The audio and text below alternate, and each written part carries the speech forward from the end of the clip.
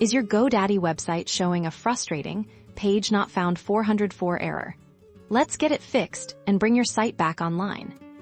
First, the most common culprit: incorrect DNS settings.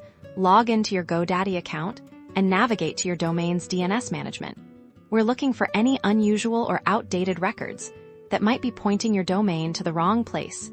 Double-check your records and CNAME records to ensure they're pointing to your active hosting IP address or GoDaddy's default servers if you've recently moved your website or made changes. This is the most likely place to start. Next, let's investigate deleted or moved files. Access your website's file manager through your GoDaddy hosting control panel. Navigate to your website's root directory. This is usually public HTML or www. Ensure that the file or page you're trying to access actually exists there if you recently uploaded files. Check that they're in the correct subfolder and that the file names match exactly. Including case sensitivity and file extensions, a simple typo or misplaced file can cause a 404. For users with content management systems like WordPress, outdated permalinks can also be the cause within your CMS dashboard.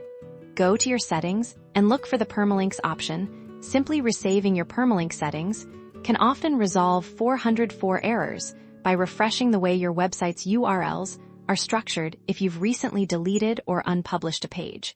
Confirm that you haven't accidentally done so. Finally, consider cache issues. Sometimes your browser or even your hosting provider's servers might be holding onto old information. Try clearing your browser's cache and cookies. Or access your site from a different device or browser if you're using any caching plugins on your website. Try temporarily deactivating them to see if that resolves the error by systematically checking these common areas. You'll be well on your way to fixing that 404 error and restoring seamless access to your GoDaddy website.